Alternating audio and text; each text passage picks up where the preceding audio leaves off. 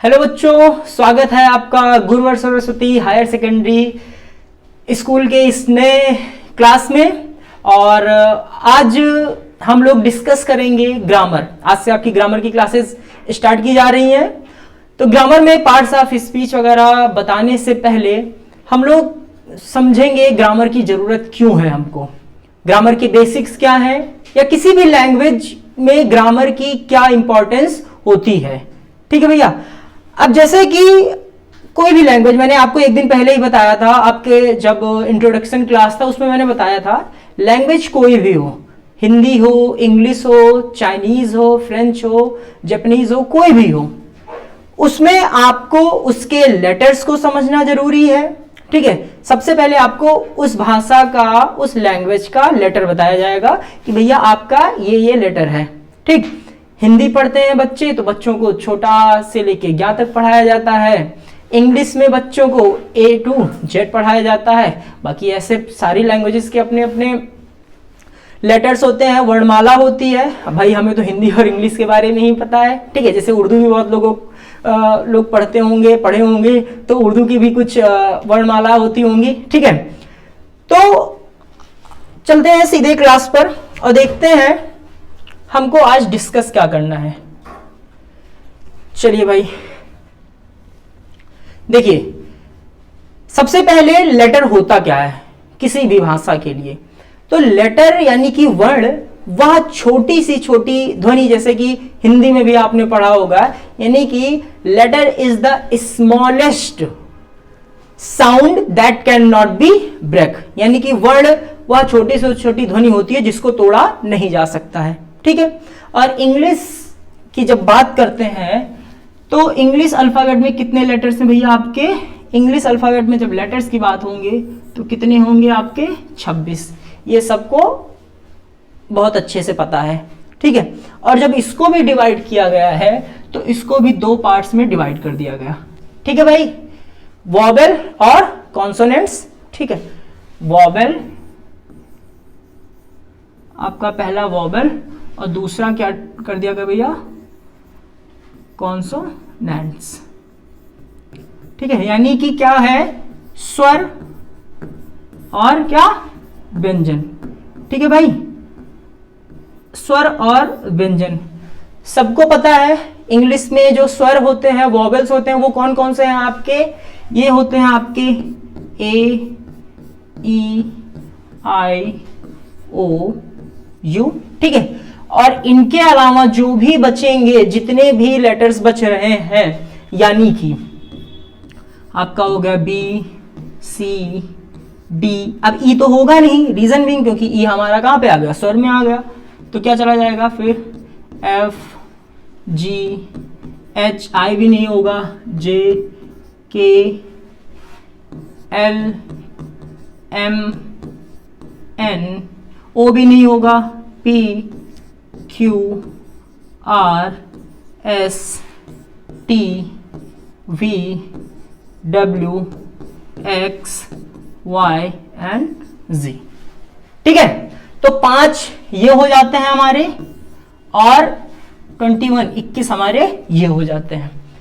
अब आप एक चीज समझो, चाहे हिंदी हो और चाहे इंग्लिश, बिना स्वर की सहायता के, बिना वॉवेल्स की हेल्प के आप कोई भी वर्ड नहीं क्रिएट कर सकते हो। इंग्लिश में कुछ एक्सेप्शन भी हैं। ठीक है। लेकिन आप अपनी कोई भी इंग्लिश की बुक उठा लो, जरूरी नहीं कि आप अपनी टेक्स्ट बुक उठा लो या इंग्लिश में कुछ भी लिखा हुआ हो आप उठा लो, उसमें आपको 98 to 99% वर्ड्स ऐसे मिलेंगे जिसमें ये 5 लेटर्स में से किसी ना किसी एक लेटर का यूज जरूर हुआ होता है। आप सबके पास किताब है, आप लोग देखिएगा और ढूंढिएगा कोई ऐसा वर्ड जिसमें A, E, I, O, U इन 5 में से किसी एक लेटर का भी यूज ना हुआ हो। मैं फिर कह रहा हूं, आपको मे भी मिल भी सकते हैं। ठीक है। लेकिन क्या होता है कि जब हम किसी चीज को बहुत ज्यादा प्राथमिकता देते हैं तो वहां पे ये देखा जा रहा है कि रेशियो क्या है। पता चला 1000 वर्ड में सिर्फ 10 वर्ड ऐसे मिल रहे हैं कि जिसमें इन पांचों लेटर्स का यूज नहीं किया जा रहा है। तो एक तरीके से भैया 1000 में 10 नंबर अगर पा रहे हो तो वो क्या है, एक तरीके से आपका क्या है, निग्लेजेबल है। ठीक है, उसको नकारा जा सकता है। एक दो वर्ड्स में बता देता हूं आपको, जैसे कि एक वर्ड है आपका फ्लाई, FLY, फ्लाई। अब देखो इसमें कोई भी AEIOU नहीं आया है। फ्लाई आप सब सुनते हैं, फ्लाई मतलब कि क्या, उड़ना। एक वर्ड और है ऐसे, मिथ, MYTH, मिथ। मिथ का मतलब क्या होता है, काल्पनिक कथा। ठीक है, यानी कि दंत कथाएं, जिसका कोई राइटर वगैरह नहीं होते हैं, उसको किसी ने लिखा नहीं होता है, लेकिन ये क्या होता है, प्रचलित होती है। ठीक है, कुछ कथाएं गांवों में सुनाई जाती हैं कि भाई वो जो गांव के बाहर जो तालाब है वहां पे रात में ऐसे 2 हंडे निकलते हैं, उसके किनारे किनारे चक्कर लगाते हैं, 7 बार चक्कर लगाते हैं और छपाक से गिर जाते हैं। तो इसका कोई राइटर वगैरह है नहीं, लेकिन ये क्या है, फेमस है, यानी कि लोगों को कह सकते हो डराने के लिए या भ्रमित करने के लिए, इन सारी चीजों में। ठीक है भाई, तो वॉवेल्स का यूज ये है कि बिना वॉवेल्स की सहायता के हम कोई भी वर्ड्स क्रिएट, कोई भी वर्ड हम नहीं क्रिएट कर सकते हैं। चलिए, लेटर हो गया। अब लेटर की बात आती है किसकी, वर्ड की। ठीक है, लेटर के बाद बात आएगी किसकी, वर्ड, यानी कि भैया क्या, शब्द। ठीक है, शब्द। अगर किसी ने आपसे पूछा शब्द क्या है, या शब्द, word, what is the definition of word, तो बहुत लोग कहेंगे ग्रुप ऑफ लेटर्स। ठीक है, यानी कि क्या कहेंगे भैया, वो सीधे group, a group of letters, a group of letters, a group of letters is called word. ठीक है, समझिए मैं ऐसा ये क्यों बता रहा हूं, ये गलत है, ये अभी इनकम्प्लीट है। रीजन क्या है भाई, आप लोग कहोगे कि सर 2-3 लेटर्स को मिला दे तो एक वर्ड बन जाता है। बिल्कुल बनता है। जैसे आपने वर्ड मिला दिया C + A + T, तो बना क्या भैया यहाँ पे आपका, ये आपका बन गया कैट। ठीक है, वर्ड है। चलो हम वर्ड लेटर्स को ही मिला देते हैं। लेटर आपने, जैसे हमने बताया कि लेटर्स बहुत लोग डिफाइन करते हैं, तो हमने मिला दिया X + P + N, तो ये क्या बन रहा है, XPN। कभी सुना है ये वर्ड, कभी सुना है आपने XPN, या फिर QLPT, कभी सुना है, नहीं सुना है ना। तो अब देखो, यानी कि इस डेफिनेशन में क्या है, थोड़ा सा झोल है, कुछ गड़बड़ है। डेफिनेशन में गड़बड़ क्या है भैया, सब कुछ सही है। अ ग्रुप ऑफ लेटर, ठीक है, a group of letters which gives, यानी कि आपको ऐड क्या करना है, a group of letters which gives, a group of letters, a group of letters which gives a meaning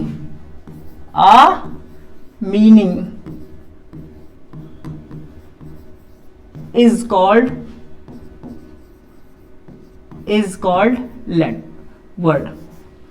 called word। ठीक है, अब वर्ड आप तमाम पढ़ जाते हैं, कुछ भी लिख लो। मान ली आपने लिखा एग्जाम्पल, जैसे आप लिख लो क्या है, बोट। ठीक है, या फिर छोटे बच्चों के लिए लिखा जाता है A फॉर एप्पल। ठीक है, ऐसे ही आपने लिख दिया रन। ठीक है, या फन, तो ऐसे तमाम। ठीक, अब देखो इन सब का कोई ना कोई क्या होता है, मतलब होता है, कोई ना कोई मीनिंग होती है। तो a group of letters which gives a meaning is called word. ठीक है, अगर जिसको लिखना होगा लिख लीजिएगा, a group of letters which gives a meaning is called word.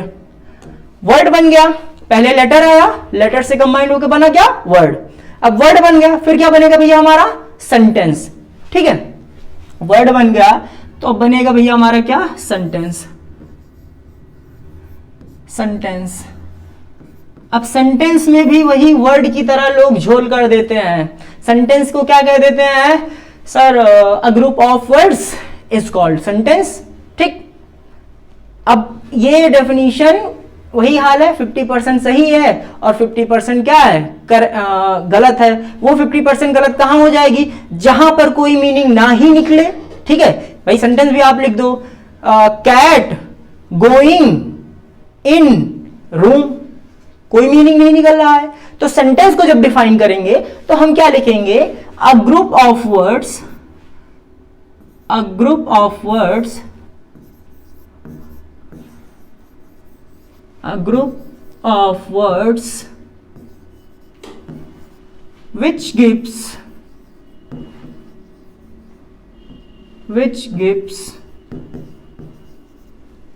a statement, which gives a statement, meaning or sense, is called sentence। ठीक है भाई,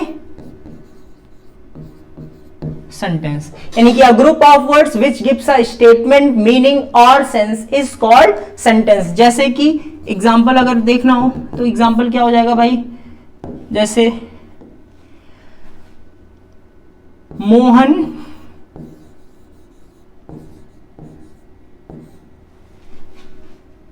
eats mango, Mohan eats mango।